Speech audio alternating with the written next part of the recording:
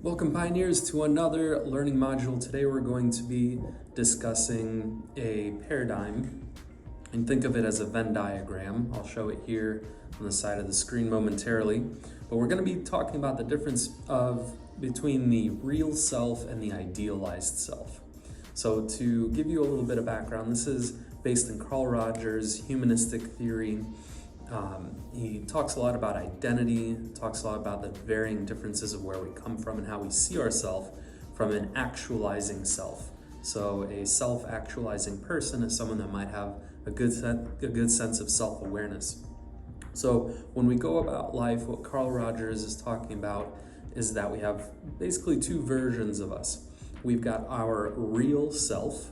This is who we are at home when no one's looking. This is how we operate when it's just us, and we may have some darker types of thinking or whatever that might be. The real version of us that we don't seldom show others or we don't project to others.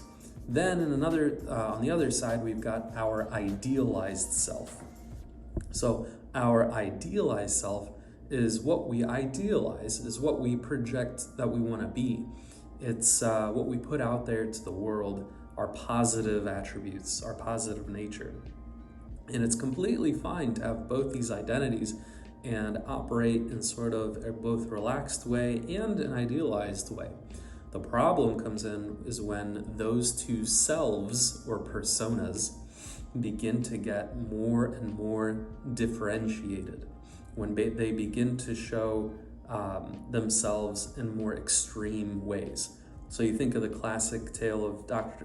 Jekyll and Mr. Hyde, the idea that you're one way one minute and another way another minute. When those become so extreme, they can cause dysfunction in our life. As they get closer and closer together, we get an overlap, that middle area in the Venn diagram.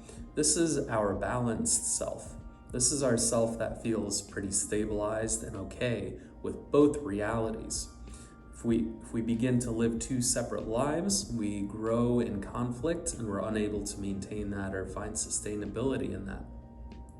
If we make those come closer together, if we live a cohesive life, a balanced life, then they will overlap to where seemingly you are comfortable with projecting yourself in the same way that you are your natural self. Your real self and your idealized self overlap and you become whole. You become more of a holistic person and are able to function in a more balanced way. So if you might be thinking in your life, well, I don't want to always project things out based on what I'm like at home, that's fine. It's just the idea of not causing it so much to be differentiated so much so that it causes dysfunction. Dysfunction can look different for different people. It might mean that you feel awkward now around others because you feel like you're not your authentic self. You kind of withdraw, isolate. You might resort to other things to make you feel comfortable, other substances and whatnot. And you're not quite yourself, but you're not quite sure how to operate. So you go to the most extreme version, the most idealized version of yourself. So that dysfunction can cause harm to others, it can cause harm to yourself.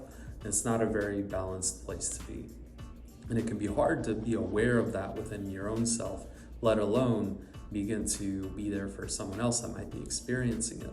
So as you work on yourself, you're able to help identify where the imbalance occurs and communicate that with others. It might be rooted in a very deep-seated need.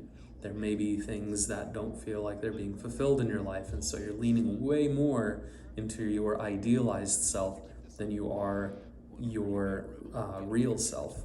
Whatever that might be that's pulling you apart in different directions, we want to begin to deconstruct that and create new ways of thinking so we become a more holistic person.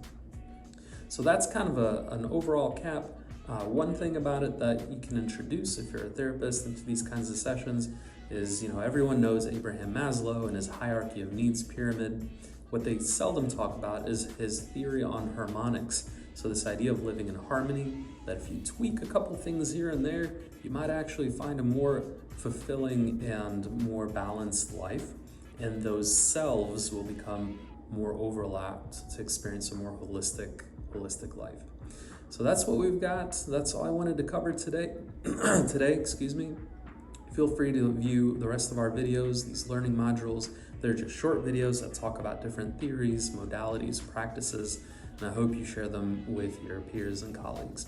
If you want to learn more, you can go to our website, pioneer-counseling.com. You can also, on our social media accounts, follow us anywhere there. Thank you so much. Have a great rest of your day.